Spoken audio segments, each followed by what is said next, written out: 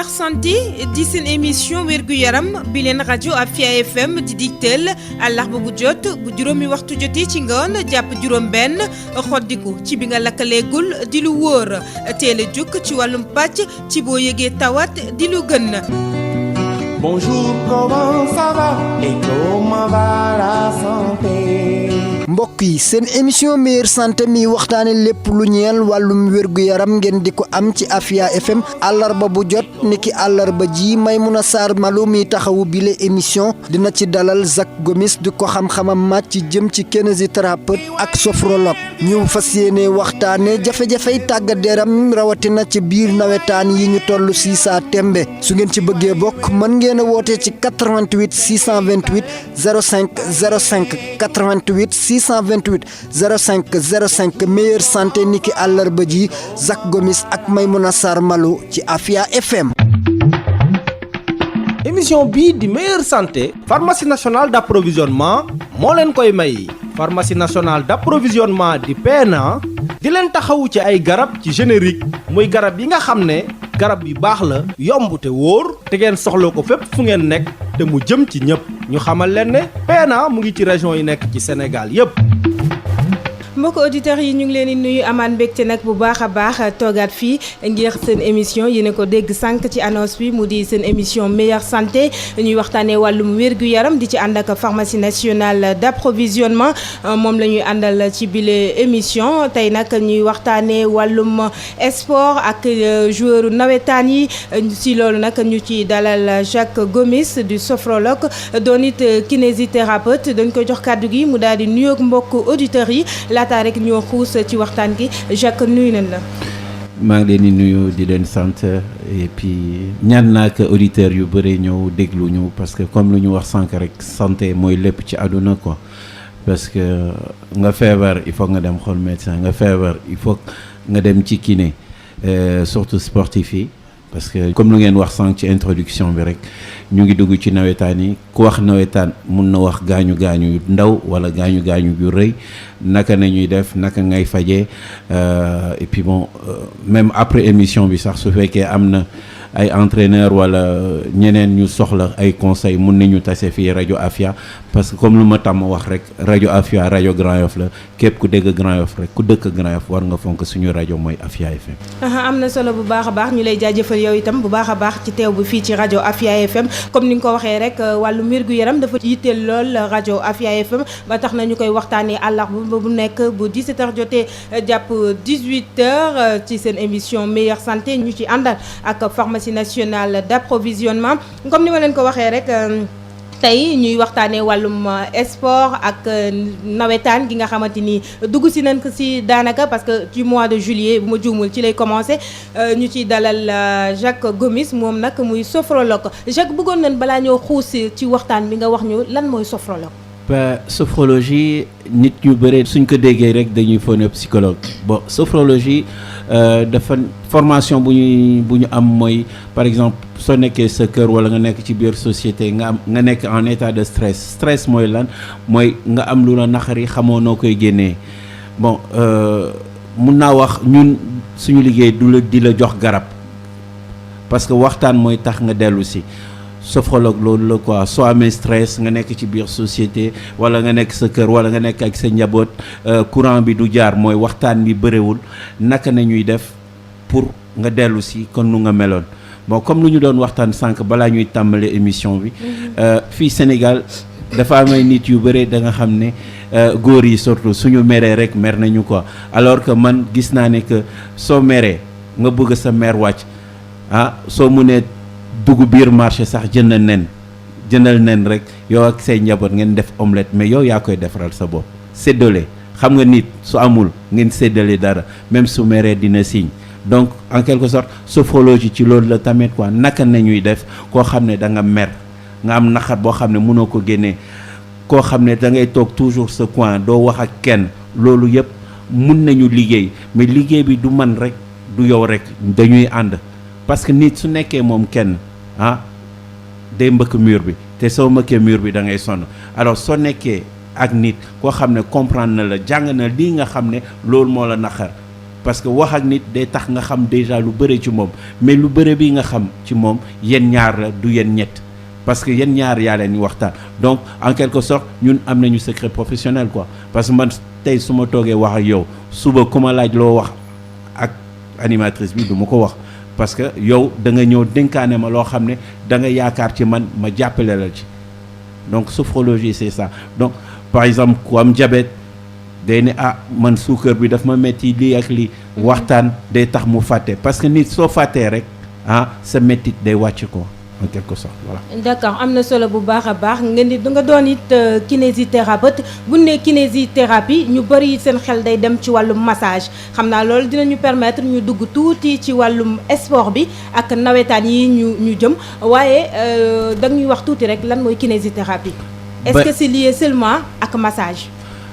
en quelque sorte mun nañu wax waaw lu tax parce que kinésithérapeute mooy soo nekkee par exemple nga am damm sa yaram wala nga am entorse lu ñuy wax foxoj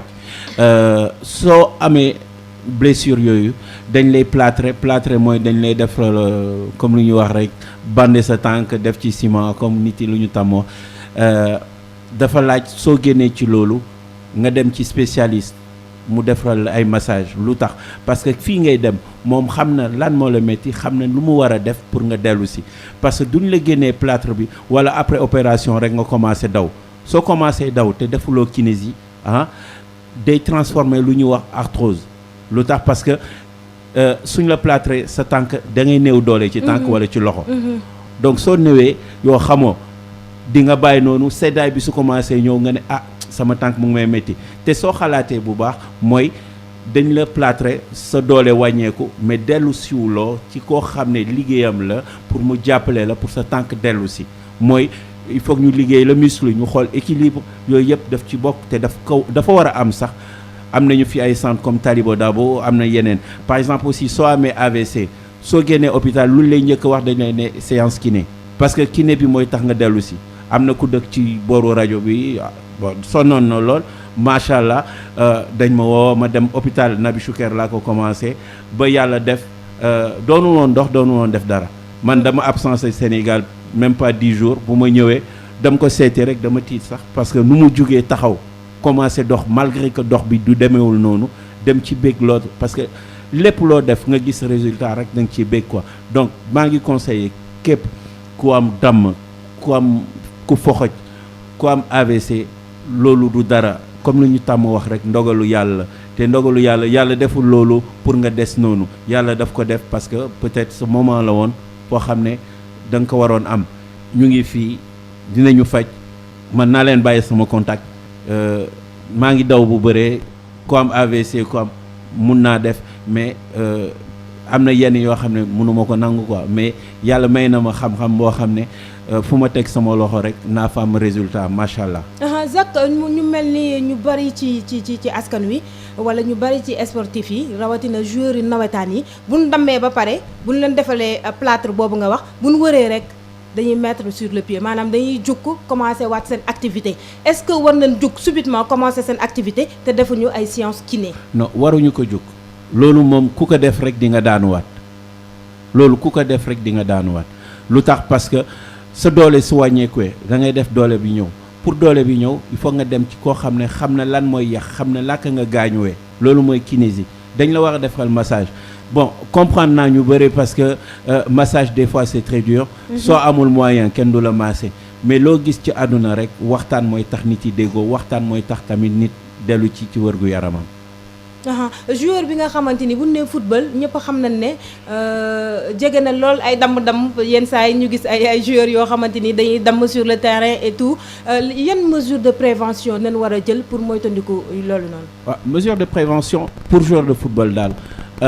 am na équipe yu bëre dañuy ne ba joueur bi su ma nee mënuma takk sama cheville du ma def dara ñu bàyyi ko man mi ñun joué ASC Grand Yoff Fatou wax na wax. daaw man maa ne woon médecin ASC Grand Yoff joueur daal da ngay protéger wu am nga say protège tibia d'accord mais protéger sa cheville parce que léegi nawetaan ñu bëre foofu na ñuy jaar pour am club donc gaañ la pour ñoom du dara donc da ngay jël élastro nga protéger nga takk ko sa ñaari cheville yi da ngay takk sa ñaari cheville voilà loolu rek mun na la permettre wala nga def 3 mois mun nga def 6 mois voire 9 mois parce que soo protéger sa bopp rek dara du la dal. am na solo bu baax a baax mbokk auditeurs yi di leen fàttali ne yéen a ngi seen rajo Afia FM ci seen émission meilleure santé ñu ciy ànd ak pharmacie nationale d'approvisionnement yéen itam si waxtaan bi ngeen bokk mën ngeen dugg participer ci 88 628 05 05 88 628 05 05 nawetaan nañ wax waaye yenn saay ñu jouer ci ay heures yu nga xamante ni day tombeek naaj bi tàng lool est-ce que loolu du indi ay gàllankoor ci ñi nga xamante ni ñoo di joueurs yi est-ce que amul ay risques. am na risque parce que ban risque la mun nga d'un coup mun nga di miir ba daanu et puis lenn am na tamit nit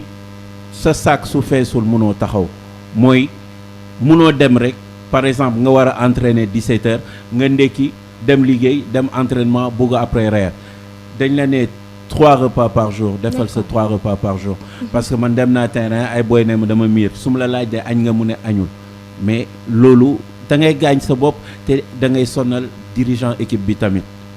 d'accord naaj bu tàng bi tamit naaj bu tàng bi loolu la parce que naaj bu tàng bi soo entraîné ci naaj bu tàng bi te lekkuloo dara da ngay daanu donc naaj bu tàng bi sooy entraîné il faut ngay naan ndox bu bëre bon yow sportif nga mun naa joxe quelques conseils loo xam ne jarul téeméer mun na la permettre nga def nawetaan bi yëpp nga entraîné bu baax da ngay dem marché jënd limon doom nga pressé ko comme lu ñuy wax def ci suukar waxuma suukar 1 kilo suukar defal loo xam ne mot na rek soo demee terrain loolu mooy sa ndox nga koy naan dafay tax quand même nga taxaw bu bëre en quelque sorte vitamine la quoi donc sooy entraîné defal nag ci sa alimentation man mënuma lekk léegi ceebu jën bu tooy ak diwlin bu bëre 3 heures ou 4 heures après may dem entraînement da ngay diis di nga miir soo ñàkkee di nga fa ne yaa ngi dépensé loo dara diwlin bi génnul parce que diwlin bi day yem sa yaram rek donc y a des choses à éviter soo waxee ñu ne non dafa cher mais alimentation dafa important aussi ci sportif quoi xam naa di nga ñëw après si wàllum conseil yi nga xamante ni moom ngay jox joueur nawetaan yi ak képp kuy sportif rek ci wàllum alimentation ñu gis itam ne da ngay jékki-jékki gis benn joueur mu daanu ci terrain bi lan la ñii ne dafa crise cardiaque wala yu mel noonu lan mooy waral genre situation yooyu. ba comme lu ñu wax sànq rek la condition physique la et puis j'espère que dëgg dafa neex a wax mais j'espère que képp doomu aadama ku war a jouer nawetaan j'espère que dirigeant club bi dinañu jël seen responsabilité yóbbu la parce que dañu ne képp kuy def sport à haut niveau parce que nawetaan haut niveau la nawetaan da nga koy jouer pendant 6 mois donc da nga war a jaar ci benn médecin sportif mu def la visite médicale parce que c'est important waruñu xeeb loo xam ne suba mun na la amal njëriñ ñun ñëpp nekk Grand Yoff nekk feneen suñu yaakaar mooy suñu joueurs yi suba ñu woo leen ñu dem bitim réew dem wane seen xam-xam mooy bal bi ok donc pour éviter ce genre d'incident mooy jékki-jékki miir parce que des fois am na problème condition physique du ko wax des fois mun na am problème ci xol bi du ko wax am na yu bëri yoo xam ne mun nañ ko moytu te mun nañu amal njëriñ bu bëri donc première chose pour éviter que joueur daanu ci terrain bi su dul laaluñu la nga daanu ça veut dire que y a un manquement très grave donc loolu dañ ko war a moytu ñun ñëpp bëgg nañu football gis nañu stade bi soo amee match day fees dell parce que loolu ci ñun la waa Grand Yoff football ci ñun la d'accord donc c'est mieux de faire une visite médicale et non de faire signer les licences comme ça voilà maa ngi woote fédération wala ONCAV ñu jóg ci tuuti quoi parce que des fois am na yenn yu ñuy gis ñun ay professionnels nañu mënuñu ci wax bu bëri soo ci waxee da ngay déranger mais man Jacques Gomis bëgguma déranger kenn parce que dama bëgg am jàmm ak ñëpp comme jàmm bii ma am ak joueur ASC Grand Yoff suba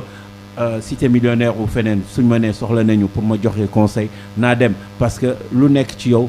waxuñu ko pour yow rek la da nga koy séddale parce que il faut que mu amal njëriñ suñu askan mooy askan waa Grand Yoff. ban aide ngeen mën a apporter joueur nawetaan yi yéen en tant que kinésithérapeute.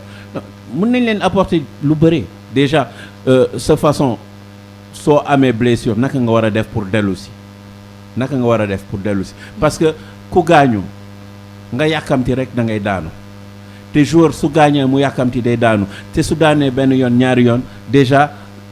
je crois que après il faut lui faire des séances de sophrologie. Pourquoi? Parce que stress bi di nekk ci boppam. man lu ma bëgg mënatuma ko donc da ngay tàng xol soo tàngee xol da ngay sonal say waa kër da ngay sonal ñii di ànd ak yow da ngay sonal club bi da ngay foog ne club bi moo tax nga mel noonu. te yàlla xam ne yow soo ci jugoon bu baax soo xaaroon ba ñu ne la comme man ma ne la ok dans X temps di nga jouer dans X temps boobu ma la wax man naa la xool. naa la maase naa la wax loo war a lekk naa la wax loo war a def parce que c'est important, c'est très important pour un sportif d'avoir une bonne condition physique, d'avoir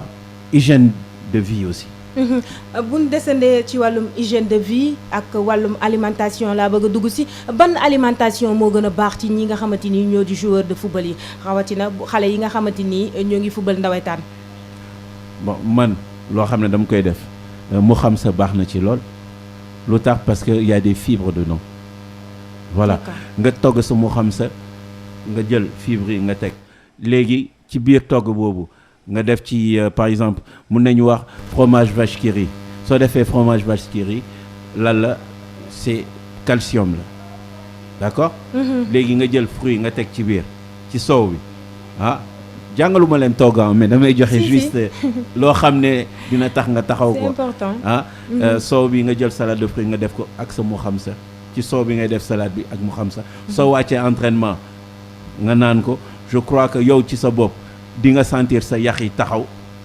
ku la taakle dina ne kii de boobu caaxaanoon donc y a ça y a aussi lakk jën c'est très bon ay salade yooyu parce que képp ku bëgg a dem ci kanam niveau sport waxuma ceeb baaxul de ceeb baax na mais y a des limitations quoi. waaye bu ñuy xool nag suñu joueur nawetaan yi balaa ñoo dem football yi Bachir ceeb bu weex tàll na lay tegal wala ceeb bu xonk cur niin bat loolu tax ñuy gaaw a sonn. am na solo mbokk auditeurs yi di leen fàttali ne yéen a ngi seen rajo Afia FM ci seen émission meilleure santé ñu ci ànd ak pharmacie nationale d'approvisionnement yéen itam ci waxtaan bi ngeen bokk mën ngeen woote ci 88 628 05 05 88 628 05 05 ñuy dalal tey Jacques Gomis di sophrologue di kinésithérapeute bu ne kinésithérapeute ñu bëri dañ naan waaw massage bi baax na dina sa yaram dina dellu si et tout mais seen loxo dafa tàng dafa cher loolu lañuy faral di wax ci séance kiné yi il paraît que dafa cher. man sànq wax naa fi de nee naa dafa cher mais nit je pense que képp ku la ñëw fekk si expliquer le problème am da nga koy jàppale man bon sama waa koñ mooy quartier Djidda xam nañ ma ñeneen xam nañ ma du ma wax du ma laaj du ma wax naa laaj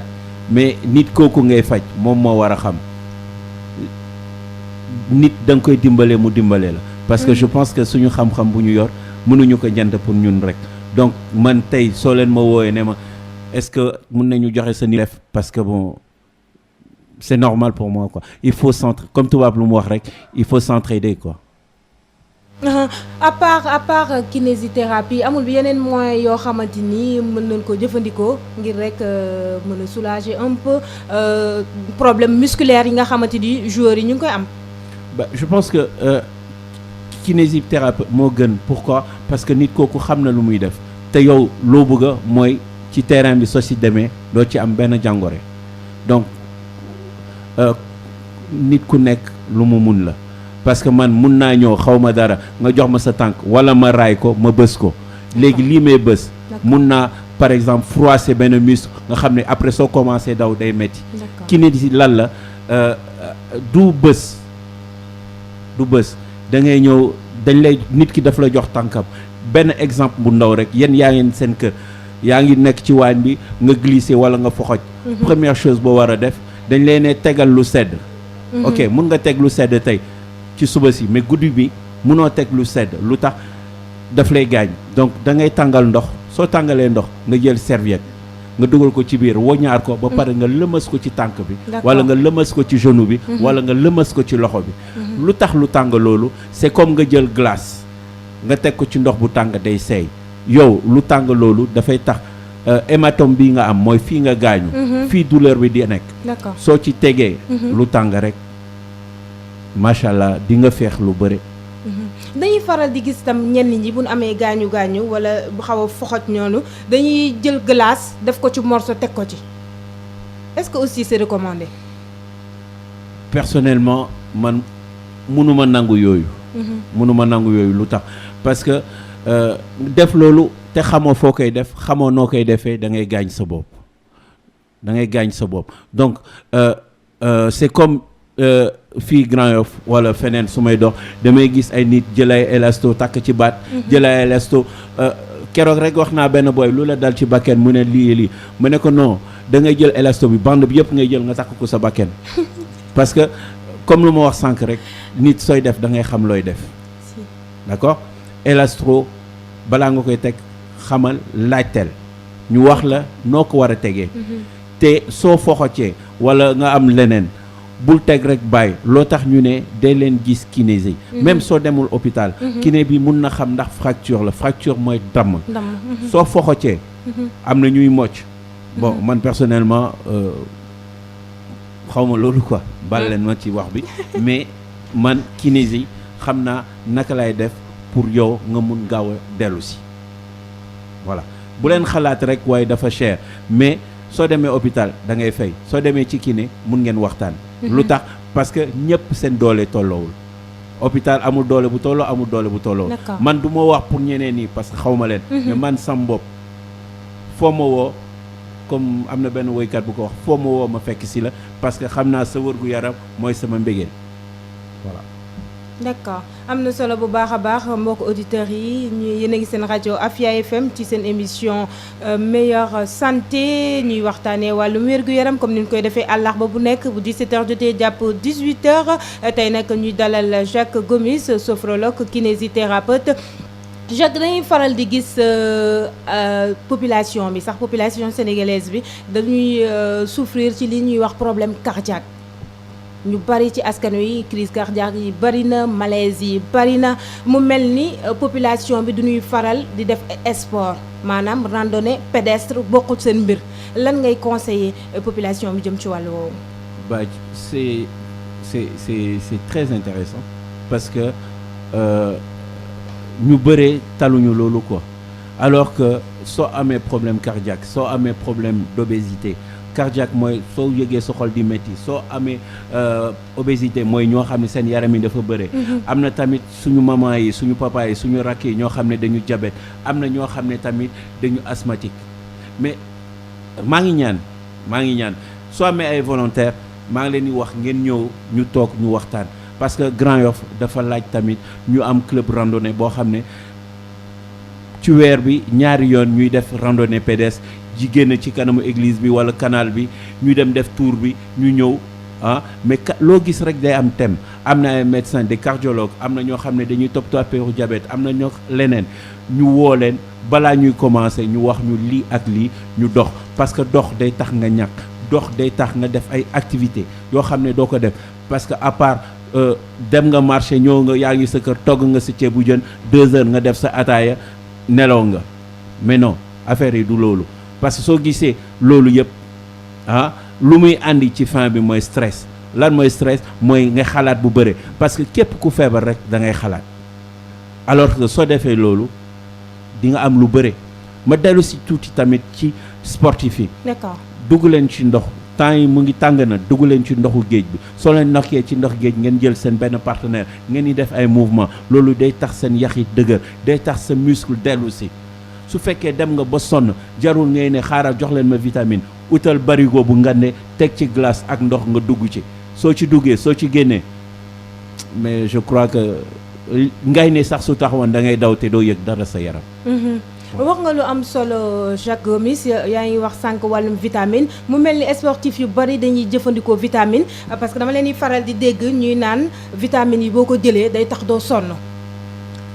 vitamine soo ko jëlee day tax doo sonn da ngay daw ba heure bu la neex daal def sa sport noonu mais sa yaram du sonn. waaw sa yaram du sonn. comme sànq mais est-ce que vitamine yooyu noonu baax na. comme sànq lu ma doon wax xam nga nit doo jug rek jël garab parce que da nga bëgg a jël garab. nit balaa ngay jël garab da ngay xool ndax garab bi jig na la wala jigu la. mais garab bu jig bu bëgg bu baax a baax mooy lu ma wax sànq rek defal citronnade doo sonal kenn du la sonal. léegi admettons nga jël vitamine te liiru la feuille bi nga am problème cardiaque wala nga am problème cœur looy wax pourtant dañ ma newoon bàyyi leen dañ ma newoon yow sportif nga jëlal sa ndox ak sa limon nga defar ko la veille ci kër sa kër nga dugal ko sa congélateur sooy dem terrain nga jël ko billaay sooy daw kenn du la mun jàpp lu tax parce que sa yaram naka nañu waxee tu es à l'aise yaa ngi nice quoi. yaa ngi nice donc balaa ngay jël vitamine il faut savoir est-ce que bii jig na la wala jigu la muy sportif yi footballeurs yi mooy ñii surtout lu nga def sax baax na ñii di yëkkati weñ ne ñu xool bu baax balaa ñuy jël parce que am na ay produits yoo xam ne dañ ciy teg graisse normalement sportif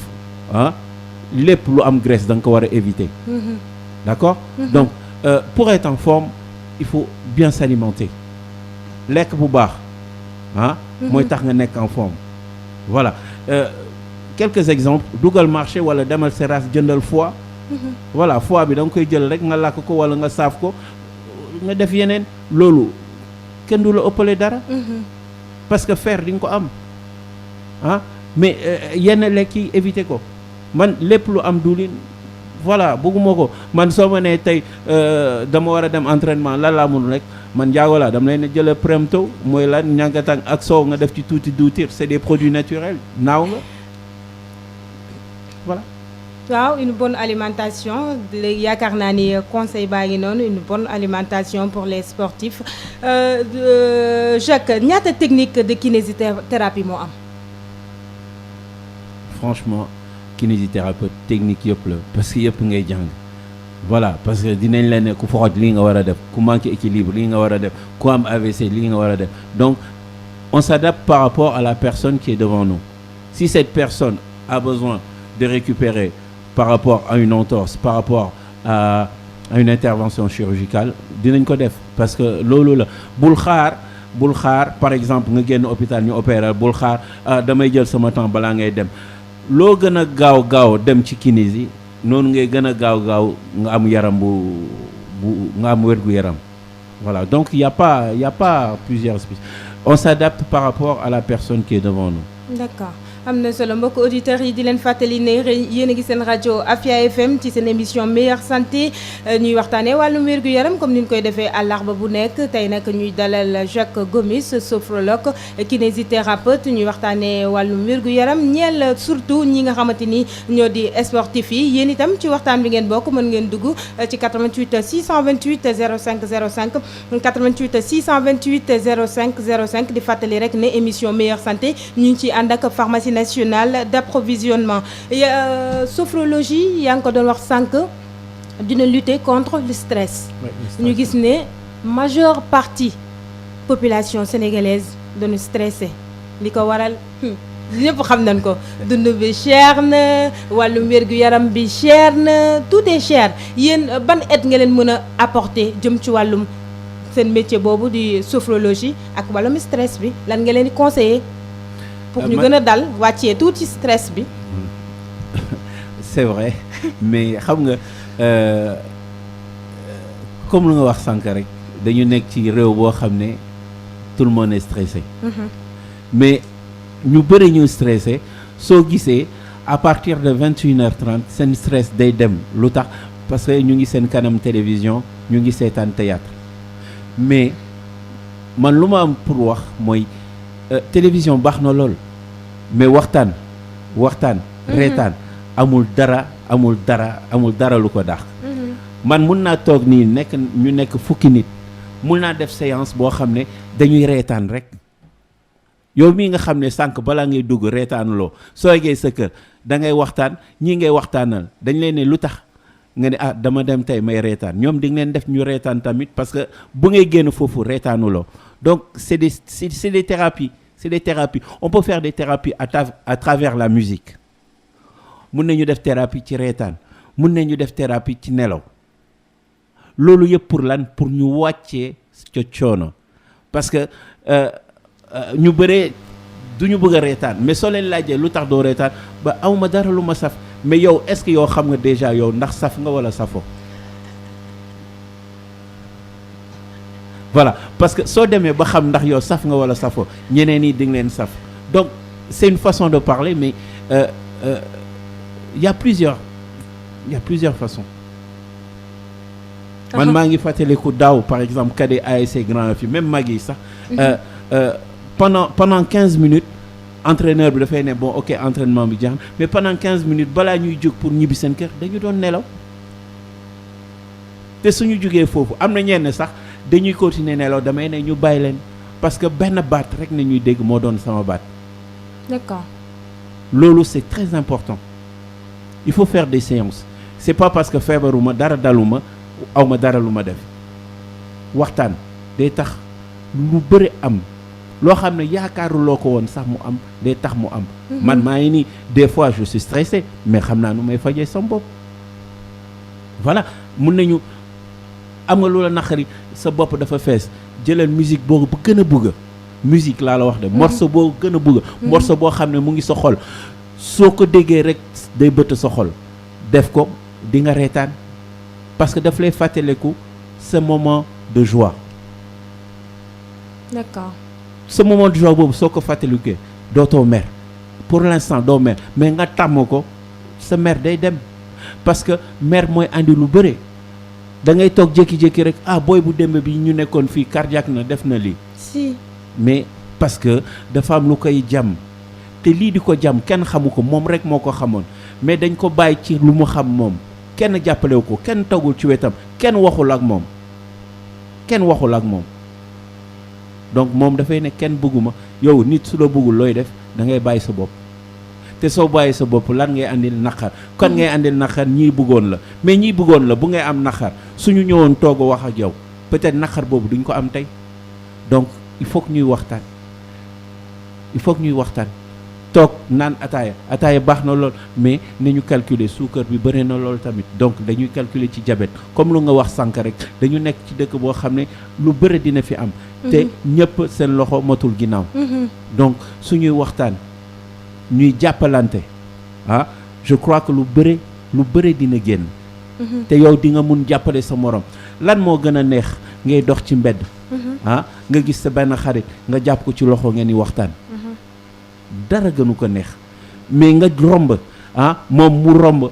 ngeen tase mu xool fële yow nga xool fii te yàlla xam ne yéen ñaar yaa leen doon ànd te surtout dañu war a jàng dara loo xam ne suñu maam yi suñu yaay dañu ko jàngal mooy baalante nit koo joteel baalante leen ak dina metti de dina metti parce que du benn ñaar du ñetti séance mais plusieurs séances ñu toog ñu waxtaan yéen kenn dootu leen tàkkale après parce que da ngeen fu ngeen jugee dañu merante woon ñu ngi sant yàlla ñu ngi sant suñu borom tey dellu si nañu mais après kenn dootu leen mun tàkkale léegi ñun suñu doon def loolu je crois que dinañu am jàmm yaram wërgu yaram pardon et puis et cetera.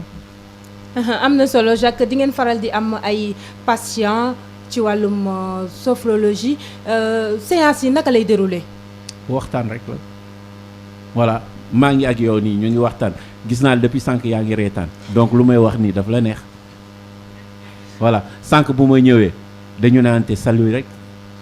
mais yaa ngi nii bu ñu commencé émission bi ba léegi yaa ngi reetaan. donc thérapie wax na fi sànq tam wàllum musique mu mel ni musique mën na doon thérapie. mais musique thérapie la est-ce que yow mus nga gis ku déglu musique ba jooy. soo jooyee c'est que musique bi dafa dugg sa xol daf lay fàttaliku lu bëre mais musique thérapie la woykat yi lu ñuy wax loolu mais musique bi ci boppam déglu ko rek yow yaa ngi toog des fois jékki-jékki nga jël big bi commencé dóor ci table lu tax parce que da ngay fàttaliku démb lu nga déglu wala lu nga def lu la neex loolu rek la du leneen ñun ñooy compliquer suñu bopp du keneen nit lépp loo am rek c'est que peut-être yow yaa ko ut wala bu nga koy ut teewuloo ko mais da ngay dellu si il faut que ñuy xam comme lu ma wax sànq balante ak mooy lan mooy soo nekkee ci ginnaaw nga dellu si wala soo nekkee ci kanam nga dellu si ci ginnaaw nga xalaataat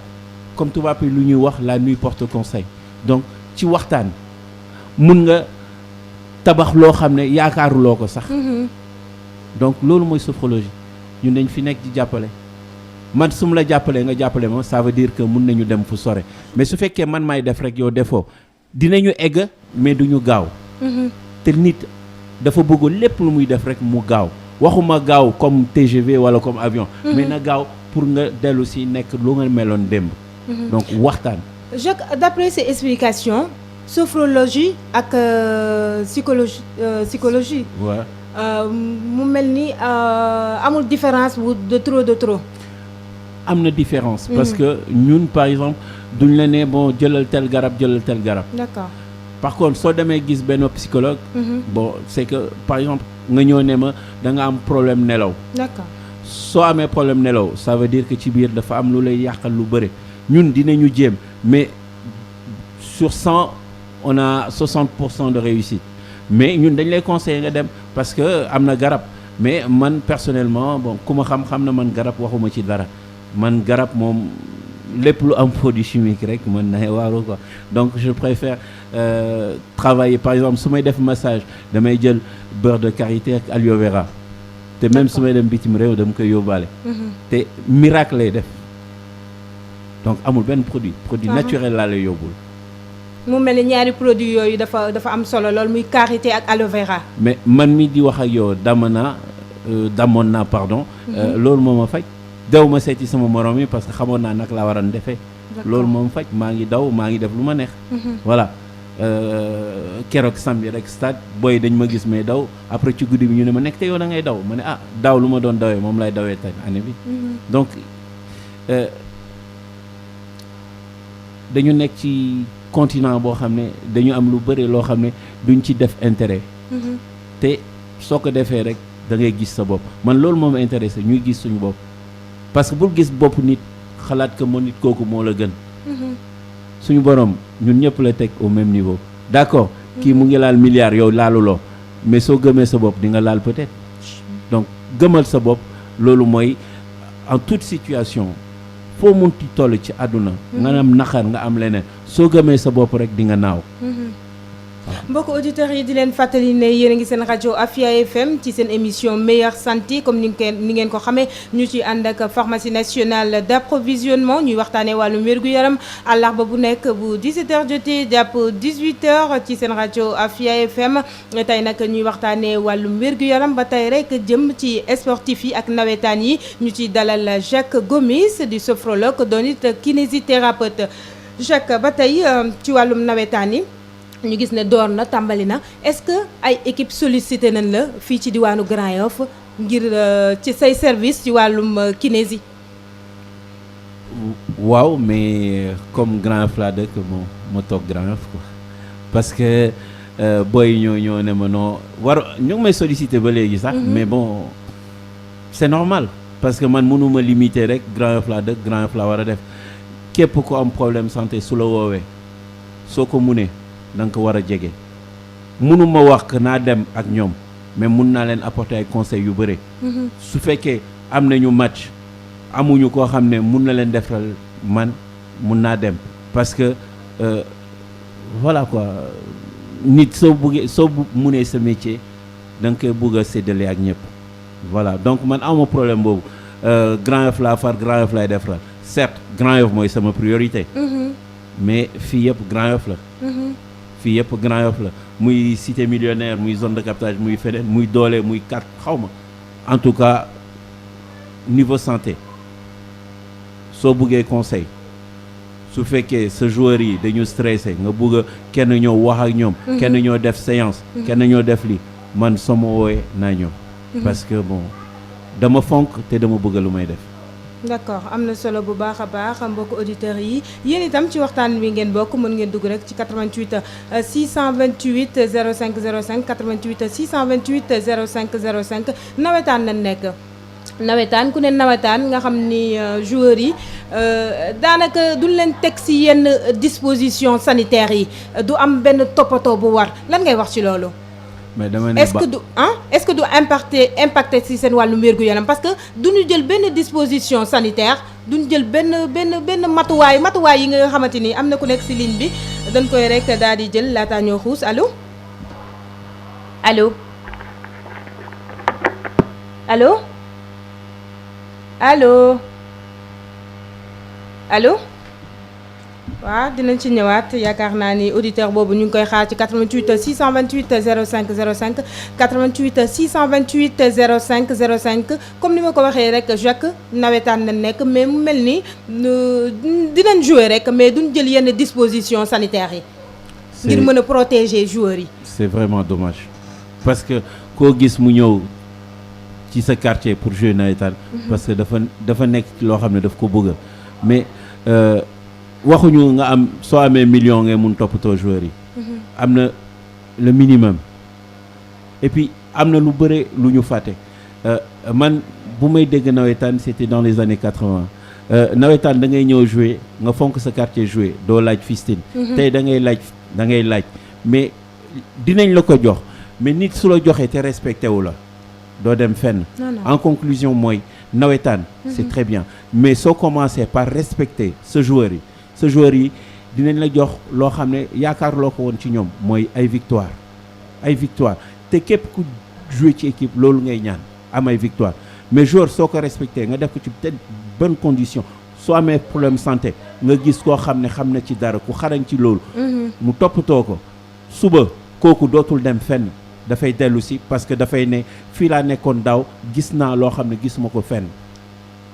donc loo tax sànq bu ngay laaj est-ce que am na yeneen proposition oui am na mais taxul c'est pas parce que dew ma que bëgguma la jàppale foo ma woo ma wuyu si la mais il y a des conditions parce que voilà man foqalewu ma yàlla may na ma foqalewu ma d'accord su fekkee faj naa faj mais bëgg naa lépp lu may def ñu def ko ci yoon lu tax parce que loolu moo may jox envie suba soo ma woowatee du ma xaar ma ñëw te joueur bi ci boppam dafa war a dégg luñ koy wax suñ la nee bul def li bul ko def soo ko defee dina am impact ci yow donc defal luñ la sant te di nga am résultat te bul xalaat nawetaan rek parce que après nawetaan y a une vie te maa ngi invité équipe yëpp ñoo xam ne dañu amee joueurs yu def nawetaan dañu ne ASC boo gis du football rek la yem c'est une association sportive et culturelle et ñun dañu nekk ci gox boo xam ne ñëpp bëgg nañu football mais yëpp bëgg nañu leneen on est en temps période de vacances ñu ngi tal football bi mais mun nañu tal leneen on peut s'occuper des jeunes voilà que ce soit des jeunes filles des jeunes garçons yeneen gox yi dem nañu ba am par exemple juste un exemple am nañu ay club d'escrime mais Grand Yoff mosoo toog ba ne waaye escrime war na fi am mais pourtant man daf ma wër na que on a des talents lu tax may wax loolu parce que sooy dox ci mbedd bi nga gis xale yu jigéen ñi xale yi nu ñuy tëbee élastique loolu rek c'est riche donc il faut qu'on essaye de voir comment on peut aider et machallah à Grand Yoff on a notre radio on peut passer des messages ici parce que un ASC c'est pas juste le foot les jeunes filles doivent être occupées man soo amoon xaalis bu may yóbboo sama doom colonie de vacances ma dégg benn ASC mu ngi organiser dara pour vacances yi damay dem parce que daf may amal njëriñ voilà donc c'est un appel que je lance pardon et rajo bi vous êtes des porteurs de voix vous devez aussi nous aider dans ce sens-là. ñu desandi ba tey ci nawetaan bi ñu gis ne tam seen encadrement day des fatigue bi day bari xale yi dañuy sonn bu baax a baax rax si doole duñ leen encadrer ngir ñuy nelaw lu bari dañ leen di bàyyi ñuy blow dinañ football mais dinañ génn blow tam est-ce que loolu tamit baax na ci seen wér-gu-yaram bu amul sommeil bi bu doy maanaam nelaw bu doy. non mais franchement baaxul mais bon comme lu ñuy wax rek xam nga joueur bu joué nawetaan rek bon ci ginnaaw am na ñu leen di topp quoi. mais bon c'est très important man loolu laa doon wax daaw te naa ci dellu wax leen ko encore année bi munoo joué nawetaan ba pare di tëdd ay 2 heures du matin nga xam ne que le lendemain da nga war a football yaram soo ko noppalee mu noppal la loolu mooy andi ay blessures yu bari quoi. am na solo bu baax a baax mu mel ni récupération bi dafa baax bu baax a baax récupération bi dafa am solo ci joueurs yi. du ci joueur rek ci ñëpp la mais ci joueurs yi c'est plus encore important parce que ils font des activités. voilà yow soo toogee léegi par exemple là ñu ngi wax nelawuloo ba suba heure yi c'est que récupéré wuloo lan la lay andil stress lan mooy stress sonnaay léegi koo waxal rek da ngay mer mais pourtant yow yaa utal loolu sa bopp keneen utaluloo ko d'accord am na solo bu baax a baax yaakaar naa ni li ñu dese ci waxtu sax bariwul dañ lay jox kàddu gi rek Jacques nga jox sa conseil bu mujj lan ngay conseiller sénégalais yi lan ngay conseiller sportifs yi en général. baal ma de mais conseiller sénégalais yi mun naa xaar tuuti mais conseiller surtout waa Grand Yoff. waa Grand Yoff ouais man Grand Yoff moo ma ñor. d'accord vas-y. waa Grand Yoff maa ngi conseiller képp kuy sportif. képp kuy jouer nawetaan. nga am hygiène de vie bu baax. nga am hygiène alimentaire bu baax. loolu moo lay permettre nga taxaw. munoo togg sa waa kër mun nañu togg par exemple sànq wax naa moo xam sa mun nga lekk ay pasta mun nga lekk salade ñu bëre dañuy ne salade ñax la mais seetaanal tabaski passé na xar yu bëri dañ doon lekk ñax gis nañu nu mu toll. donc alimentation c'est très important nit su la waxul dëgg rek ça veut dire bugg la. donc lekkal bu baax nelawal heure nelaw. waxuñu la nga nelaway 1h du matin parce que le lendemain soo demee entraînement impact bi di nga ko sentir ci yow tëddal 22h baax na mooy 10h baax na lool lekkal lekk bu am fayda. foie jarul dara jënd ci une fois par semaine nga koy lekk nen bu ñu baxal baax na mais bu mu bëree omelette baax na mooy hygiène alimentaire. léegi gis naa par exemple keroog bu ñu nekkee stade ay boy nga xam ne pour sangu tànku neen nañu def joueur de foot da nga éviter loolu soo nekkee ci vestiaire yi xalaatal vestiaire bi du yow rek yaa ciy nekk. xamoo lu ciy xew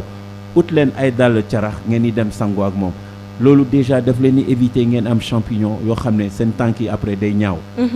d'accord mais am na yeneen nit yi nañu jaar ci yéen man mun naa leen conseiller d'accord en dehors du footballeur aussi. comme lu ma wax sànq ce serait bien ñun Grand Yoff ñu am club randonnée képp ku dégg message bi mu bëgg a randonnée ñu jàppale parce que nit soo ko jàppalee mu jàppale keneen. on a de quoi faire à Grand Yoff en dehors de Grand Yoff ci dëkk yëpp ci gox yëpp mais Grand Yoff man moom rek laa mun waxee parce que fii laa dëkk fii laa sentir donc su ma gisee ñenn am wërgu yaram parce que wax nañu ak man wala def nañu ak man damay génn bég rek parce que ñooñu su ma leen waxee ñu wax ñeneen ñu waxante ñun ñëpp kenn du ñu mënal dara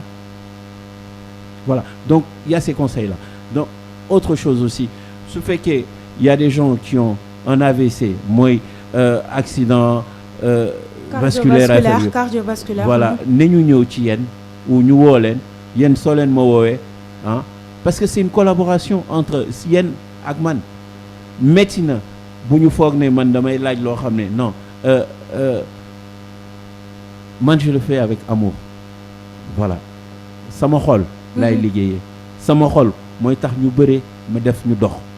muy sportif muy leneen parce que c'est la vie man mun naa ko suba su ma ko mënul yow mii mun ko ni nga ko def donc nañu jàppante ñu àndandoo mooy tax ñu egg fu sore des fois c'est pas facile mais en essayant on peut y arriver donc il y a ça mais surtout ñoo xam ne duñu sportif ñu xool nu muy demee ñu organiser ay randonnées pédestres je crois que Grand Yoff ngane na rëy na lool xam ne suñu jógee fii ñu dem ba VDN bi ñu dellu si ku nekk dem sa kër sangu et puis partager beaucoup de choses club de randonnée day tax ñu déggoo voilà. waaw lu jëm ci wàllum stress bi nag lan ngay conseiller sénégalais yi ndax stress bi moom daanaka si leen dëkk lan ngay conseiller sénégalais yi. mais reetaan leen la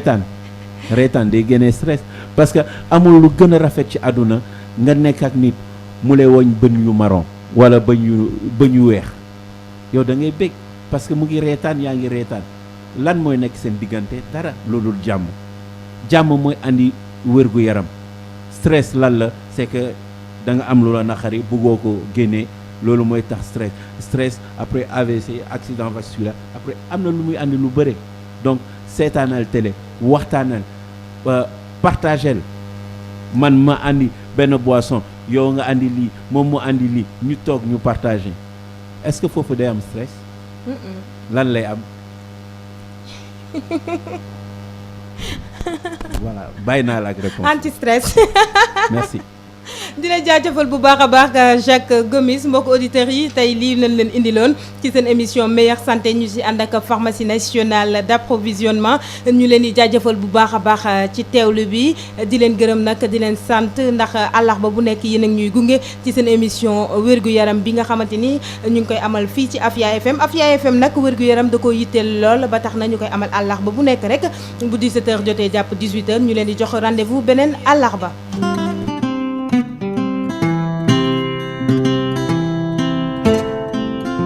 meilleure santé di seen émission wérgu yaram bi leen rajo Afia FM di digteel àllarba bu jot bu juróomi waxtu jotee ci ngoon jàpp juróom benn xoddiku ci bi nga lakkaleegul di lu wóor teel a jukk ci wàllum pàcc ci boo yëgee tawat di lu gën meilleure santé di dalal waxtaan yu am solo ci wàllum wérgu yaram ngeen di ci ànd ak seen xarit Fama Dieng.